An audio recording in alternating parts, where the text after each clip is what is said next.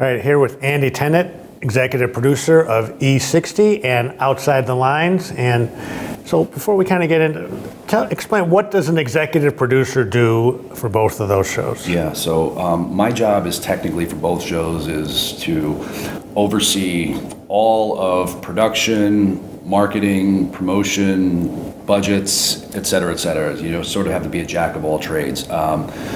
In the end, we are a network where content is king. And so I really try to be as hands-on as I can with the content because, you know, here at ESPN we've set the bar really high for our storytelling standards, and so we just want to make sure that every frame of video that hits our airwaves from the E60 brand and the Outside the Lines brand, they meet that standard, and that we have an impact on the audience. Well, you guys have had a few awards that kind of shows that you guys are meeting the standards on a consistent basis, so obviously that makes you guys very proud. Wanted to kind of talk to you a little bit about the art of storytelling and why it's so important.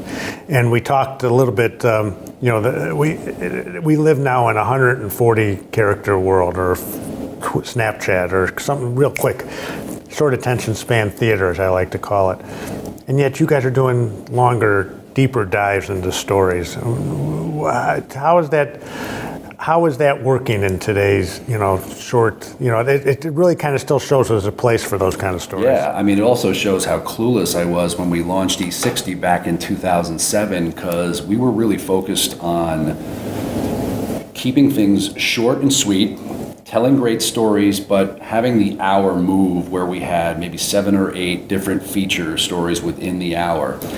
And then about 2 years later, this brand 30 for 30 came around, and they were diving in documentary style to one subject for the course of an hour, sometimes 90 minutes.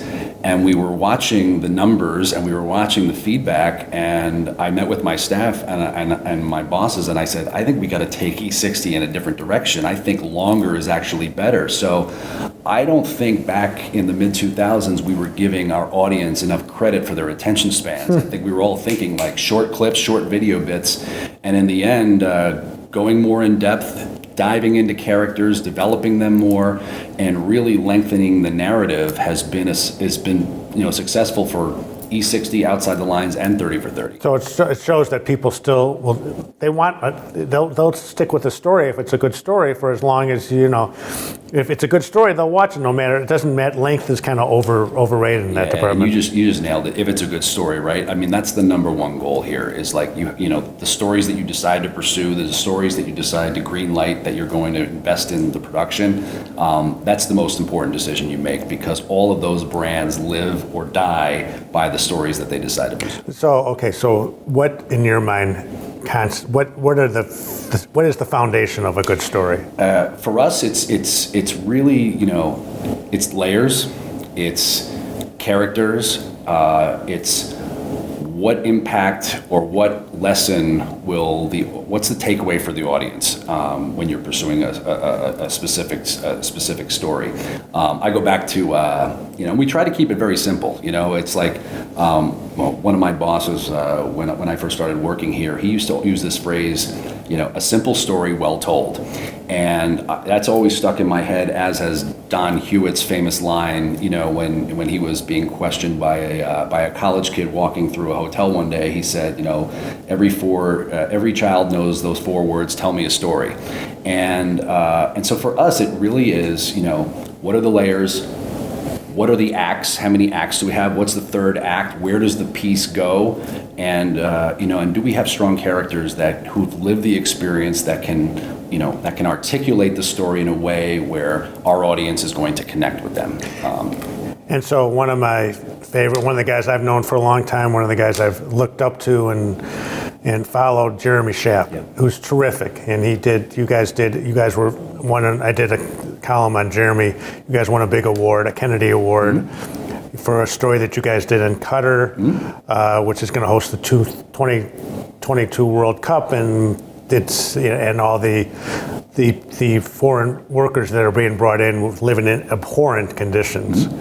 So take us a little bit behind that story, how that story came together, and how you got, you got incredible access, but you made it, but at the end of the day, it was still about people. Yeah, and then I think we were telling the story of what was going on in Qatar with these migrant workers through the narrative of 1, 2, 3 of their families. Right. So that, people don't connect with issues as much as they connect with other people. And for us, it was finding the characters who were living it, the characters who were experiencing the atrocities. And, we literally read a headline, we read like the first 2 sentences of a story that had been done overseas, and immediately there was like a light bulb went off, like this could be a really provocative issue to explore. Now let's see if we can find people who are experiencing it and see if they'd be willing to tell us their story. And I think, Michael Baltiero is a coordinating producer on E60, Bian Gim, who was the producer, and Jeremy Schaap, they went, and yes, they put themselves in harm's way, but they were able to gain the trust of the people in the field, to tell their stories, to give them access, to let them in their homes, to let them in their lives. And these were, it was very sensitive, situations where, there were people coming back from Qatar in coffins, and, and to get that, to have that to establish that kind of trust in the field where, those families were willing to tell their stories and be so open and honest about it. That's really what drove the narrative of that. And if I remember correctly, the opening of the story is of this family in, I can't remember, in Nepal. In Nepal, okay. Mm-hmm. It was in Nepal. Family is at the airport waiting for the body of one of the workers, one of the guys who went from Nepal to work at Qatar, had these abhorrent conditions and comes back now in a coffin. And they're waiting for him.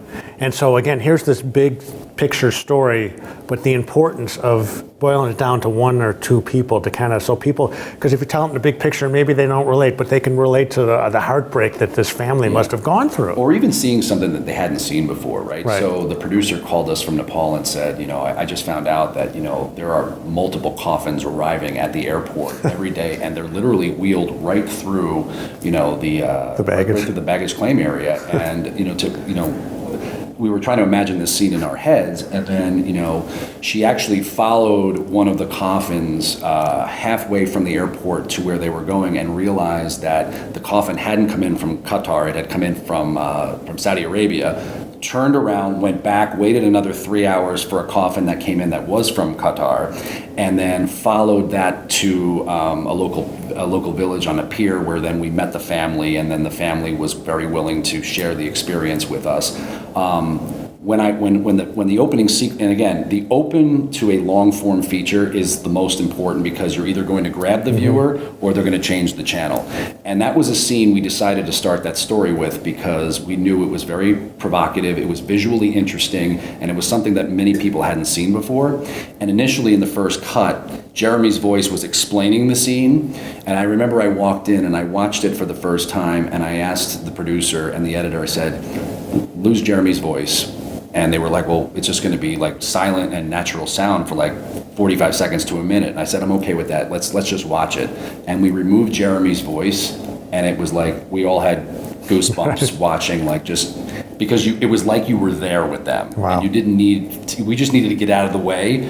And that scene, I think, set the tone for one of the most powerful pieces, not only that E60's ever done, but that ESPN has ever done. Wow. That was a great piece. And again, the art of storytelling, just the kind of these little tweaks that really kind of elevate stories to another level. You can't underestimate that. You can't. And, chronology takes is a large part of it. We had to explain in that specific, some background on Qatar, where it is, what it's known for, how they wound up, the scandal surrounding how they got the World Cup. But then once we were able to do that, it was really about following the migrant workers and their plight and how they're put into these situations, and I think we chose the appropriate people to speak with to really lay out a gripping 14-minute 16-minute piece. Wow.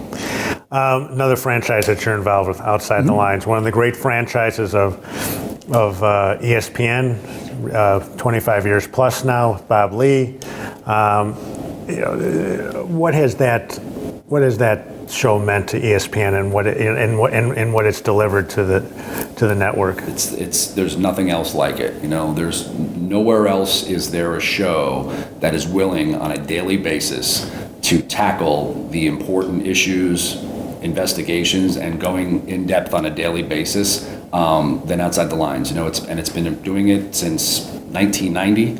Bob Lee has, in essence, who's the face of the brand, has essentially become, the face of sports journalism. It is a brand that has such a rich reporting history, but also is not afraid to, honestly tackle issues even with, business partners. No one has done more reporting on concussions in the NFL and, the CTE and the domestic violence PR scandal from a couple of years ago than Outside the Lines. And so I think, to have the opportunity to work on a brand like this and to take it to the next chapter has been really rewarding. And Bob is such a pro's pro. He's He is, there's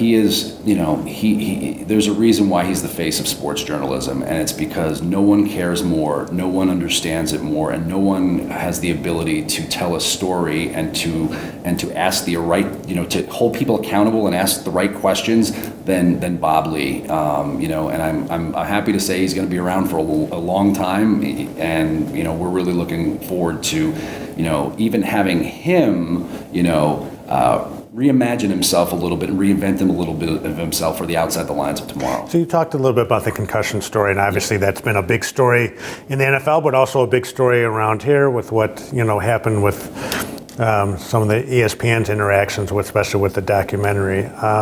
But you guys did break a lot of that. Stuff on the network, and so I talked with other people about this perception versus reality issue. But you're in with the NFL, and yet you guys are breaking some of the biggest stories out there. Yeah, and I think that's sort of a little bit of the difference between Outside the Lines and E60 is that Outside the Lines will tackle news and they'll break news on a daily basis sometimes.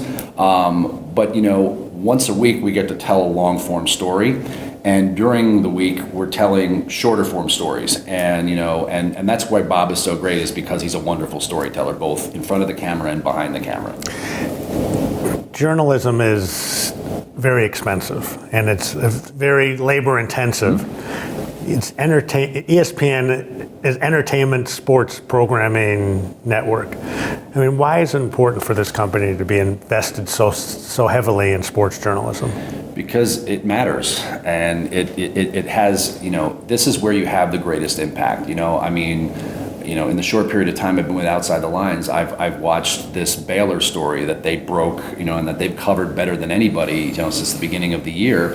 And, to be able to give a voice, to women who suffered through, unimaginable experiences, but then to also hold, a top-notch Division I football program accountable, and to see the impact that had on, president of the university, head football coach, and we're talking again about a major Division I school.